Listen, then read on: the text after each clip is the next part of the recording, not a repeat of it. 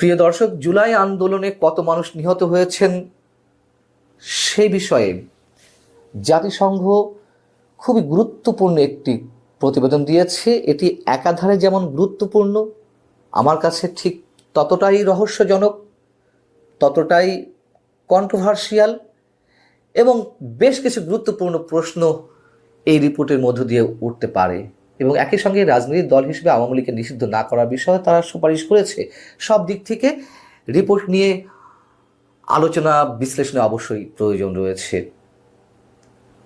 এবং কোথায় কোথায় অসঙ্গতি সেটিও অতি সংক্ষেপে আপনাদের সামনে একটু তুলে ধরতে চাই। এবং পাশাপাশি এটিও বলতে চাই, এই রিপোর্ট দেখে মনে হতে পারে যে এটি তৈরির ক্ষেত্রে বিশেষ কোনো গোষ্ঠী প্রভাব বিস্তার করেছে। কে ইনফ্লুয়েন্স দিয়েছে, কারা ইনফ্লুয়েন্স দিয়েছে সেটি আমি জানি না, তবে রিপোর্টটির চুম্বক অংশ আপনাদের সামনে তুলে ধরলে অনেক কিছুই পরিষ্কার হয়ে যাবে। আমার মনে হয় বিষয়টি আমরা বিবেচনায় নিতে পারি। আমি চুম্বক অংশ তুলে ধরছি রিপোর্টের, আপনারা নিজেরাই বুঝতে পারবেন। তারপরে তো সরাসরি প্রশ্ন আমি রাইজ করবই। এখানে বলা হচ্ছে যে স্বৈরাচার আওয়ামী লীগ সরকার নিরাপত্তা বাহিনী, গোয়েন্দা সংস্থা এবং দল এবং সহযোগী সংগঠনগুলোকে যুক্ত করে মাত্রাতিরিক্ত বল প্রয়োগ করেছে আন্দোলন দমনের জন্য ক্ষমতায় টিকে থাকতে। আমরা জানি অবশ্যই, এবং এ কথা অস্বীকার করার কোনো কারণ নেই যে আওয়ামী লীগ সরকারের বিভিন্ন বাহিনী তারা নির্বিচারে মানুষ মেরেছে, তাদের অবশ্যই বিচার হওয়া উচিত। এখানে বলা হচ্ছে যে বিচার বহির্ভূত হত্যা, নির্বিচার বরণাস্ত্র দিয়ে গুলি, গ্রেপ্তার, নির্যাতন, চিকিৎসা পেতে বাধা দেওয়ার মতন গুরুতর মানবাধিকার লঙ্ঘন করা হয়েছিল। মূলত সরকার ক্ষমতায় টিকে থাকতে এই যে মানবাধিকার লঙ্ঘনের বিষয়গুলো, এতে সরাসরি নেতৃত্ব দিয়েছেন সাবেক প্রধানমন্ত্রী শেখ হাসিনা এবং তৎকালীন স্বরাষ্ট্রমন্ত্রী। এটিও আমরা মনে করি। এখন এটি আর জাতিসংঘ বানিয়ে দেয়নি, এটি আমরা তৎকালীন বিভিন্ন আন্দোলনের নানান ঘটনা প্রবাহের মধ্য দিয়ে এটি অনেকভাবে সাক্ষী হিসেবে চলে আসতে পারে। এইবার মোর সিগনিফিকেন্ট একটি বিষয় এখানে তুলে ধরতে চাই। প্রশ্নের শুরু এখান থেকে বলা হচ্ছে যে 2024 সালের 1 জুলাই থেকে 2024 15 আগস্ট পর্যন্ত সংঘটিত ঘটনা প্রবাহ বিশ্লেষণ করে এই রিপোর্ট তৈরি হয়েছে। আমাদের তারিখটা খেয়াল রাখা দরকার। 2024 1 জুলাই থেকে 15 আগস্ট পর্যন্ত। শেখ হাসিনা দেশ ত্যাগ করেছেন 5 আগস্ট, গণঅভ্যুত্থান চূড়ান্ত রূপ নিয়েছে 5 আগস্ট। আচ্ছা, এই রিপোর্ট তৈরি করার সময় সাক্ষাৎকার হয়েছে 230 জনের, যারা ঘটনার সরাসরি শিকার বা ভুক্তভোগী, আর বিভিন্ন রাজনৈতিক দল বা সরকারি সংস্থা এবং নিরাপত্তা বাহিনীর ঊর্ধ্বতন যারা রয়েছেন তাদের 36টি সাক্ষাৎকার নেওয়া হয়েছে। আর কাদেরকে অভিযুক্ত করা হয়েছে সরকারি বাহিনী হিসেবে? সামরিক গোয়েন্দা পরিদপ্তর, ডিজিএফআই, জাতীয় নিরাপত্তা সংস্থা এনএসআই, পুলিশের গোয়েন্দা বিভাগ ডিবি, পুলিশের বিশেষ শাখা SB, national telecommunication monitoring cell NTMC সহ বিভিন্ন রাষ্ট্রীয় সংস্থাকে এতে দায়ী করা হয়েছে। এবং একথাও বলা হয়েছে যে 21 জুলাই ডিজিএফআই থেকে একটি সতর্কতামূলক প্রতিবেদন দেওয়া হয়েছিল শেখ হাসিনার সামনে, যে এটি বুমেরাং হতে পারে, যে মাত্রায় বল প্রয়োগ করা হচ্ছে সেগুলো তিনি কর্ণপাত করেনি। এরকম আরও অনেকে প্রতিবেদন দিয়েছিল। যাও, এবার দ্বিতীয় বিষয়টিতে আসি, পরিসংখ্যানের বিষয়, এবং তারিখের সাথে রিলেট করে প্রশ্নগুলো আমরা তুলব। সরকারি বেসরকারি হিসেবের পাশাপাশি বিভিন্ন সূত্র থেকে পাওয়া তথ্য অনুযায়ী কমিশনের রিপোর্ট বলছে 1400 মানুষ নিহত হয়েছেন। এবং কীভাবে নিহত হয়েছে সেই বর্ণনাগুলো এসেছে, আমি আর সে প্রসঙ্গে যাচ্ছি না। প্রশ্ন হচ্ছে, প্রথম প্রশ্ন, জাতিসংঘের মানবাধিকার হাই কমিশন কেন আলাদাভাবে নিহতের পরিসংখ্যানটি তুলে ধরল না? দুটিতে 2 পর্ব, মানে 5 আগস্টের একটি পর্ব আর 5 আগস্টের পরের পর্ব। 5 আগস্ট পর্যন্ত আওয়ামী লীগ সরকার ছিল, সকাল পর্যন্ত, দুপুর 12টা পর্যন্ত।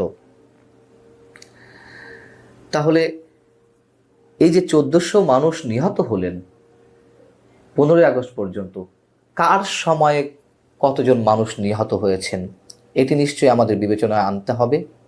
যদি শেখ হাসিনা সরকারের সময় একজন মানুষও নিহত হন অতিরিক্ত বল প্রয়োগের মাধ্যমে, বা 1400-র মধ্যে যদি 400, 500, 1000ও হয়, তার বিচারটি যেমন হওয়া উচিত, তাহলে 5 আগস্টের পরে যে কজন মানুষ নিহত হয়েছেন তার বিচারও তো হতে হবে।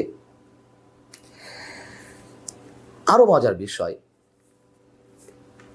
মানবাধিকার বিষয়ক হাই কমিশন এর আগে একটি প্রাথমিক প্রতিবেদন দিয়েছিল, সম্ভবত সেপ্টেম্বরের দিকে। তো সেই প্রাথমিক প্রতিবেদনে কি বলা হয়েছিল? প্রাথমিক প্রতিবেদনে বলা হয়েছিল যে 16 জুলাই থেকে 4 আগস্ট পর্যন্ত মারা গেছেন 400 জন, 16 জুলাই থেকে। আর শুধু 5 এবং 6, যখন আওয়ামী লীগ সরকার ছিল না, এই 2 দিনে নিহত হয়েছেন 250 জন। এই 250 জনকে কারা হত্যা করলেন? এবং প্রাথমিক এই প্রতিবেদনের সঙ্গে পূর্ণাঙ্গ যে প্রতিবেদন দেওয়া হলো তার মধ্যে ফারাক নিশ্চয় অনেক। এবং কথাও জানিয়ে রাখি, এটি নানান সোর্স থেকে পাওয়া যায়, ইচ্ছা হলে আপনারা খুঁজে দেখতে পারেন। জাতিসংঘের হাই কমিশনকে, মানবাধিকার বিষয়ক হাই কমিশনকে বর্তমান অন্তর্বর্তী সরকার বলেছিল যে আপনারা 5 আগস্ট পর্যন্ত প্রতিবেদন করবেন, পরিসংখ্যান তুলে নিয়ে আসবেন, কতজন নিহত হয়েছেন, কিভাবে নিহত হয়েছেন। কিন্তু জাতিসংঘের মানবাধিকার হাই কমিশন চেয়েছিল সেপ্টেম্বর পর্যন্ত রিপোর্ট করতে, সেটিকে হতে দেয়া হয়নি। তাহলে কেন হতে দেয়া হয়নি? শেষমেশ বার্গেনিং এর মাধ্যমে 15 আগস্ট পর্যন্ত তারা পরিসংখ্যান তুলে ধরতে সম্মত হলেন। তারপরে কথা হচ্ছে, ডিসেম্বরে রিপোর্ট দেওয়ার কথা ছিল, অনেক ডিলেড রিপোর্ট এটি, সেটি নিয়ে তেমন কোনো প্রশ্ন তুলতে চায় না। তাহলে কথা হচ্ছে, যে প্রশ্নগুলো তুললাম তার নিষ্পত্তি হবে কিভাবে? এই 1400 মানুষ যে নিহত হলেন 15 আগস্ট পর্যন্ত, এর সবগুলোর জন্য কি শেখ হাসিনা দায়ী? এটি আপনারা কেউ আবার শুনে এটি মনে করার কোনো যৌক্তিকতা দাঁড় করানোর চেষ্টা করেন না যে আমি শেখ হাসিনা সরকারকে এই যে হত্যাকাণ্ডের জন্য কোনোভাবে ডিফেন্ড করার চেষ্টা করছে। প্রশ্নই ওঠে না, প্রশ্নই ওঠে না। আমরা চাই প্রতিটি হত্যাকাণ্ডের বিচার, আমরা প্রতিটি হত্যাকাণ্ড নিয়ে প্রশ্নে তুলতে চাই। শেখ হাসিনার বিচার, শেখ হাসিনার সরকারের দায়িত্বশীলদের বিচার তো অবশ্যই চাই। আমি ওটা চাবো আর পরেরটা চাইবো না, সেটিও কি কোনোভাবে যুক্তিসঙ্গত? এবং রাজনৈতিক দল হিসেবে এই রিপোর্টে আরও যেটি উল্লেখযোগ্য দিক, রাজনৈতিক দল হিসেবে আওয়ামী লীগকে নিষিদ্ধ না করার সুপারিশ করা হয়েছে। সরাসরি বলা হয়েছে, রাজনৈতিক দলকে নিষিদ্ধ করা হলে সত্যিকার বহুদলীয় গণতন্ত্রের পথে ফেরা রুদ্ধ হবে এবং পাশাপাশি বাংলাদেশের বিপুল সংখ্যক মানুষ তাদের ভোটাধিকার চর্চা থেকে বঞ্চিত হবে। যে ভোটাধিকার, যে গণতন্ত্রের জন্য গণঅভ্যুত্থানের সৃষ্টি, গণঅভ্যুত্থানের চূড়ান্ত রূপটা আমরা পেলাম। অতএব খুব সিগনিফিকেন্টলি জাতিসংঘের মানবাধিকার বিষয়ক হাই কমিশন এই বিষয়টি তুলে ধরেছে। যদিও আওয়ামী লীগকে নিষিদ্ধ করার বিষয়ে বর্তমান সরকারের দায়িত্বশীলদের মধ্যে থেকে কারো চেষ্টা অতিমাত্রায় আমরা দেখতে পাচ্ছি। শেষমেশ হয়তো পারবে না, কি করে সেটা আমরা এখনই বলতে পারছি না।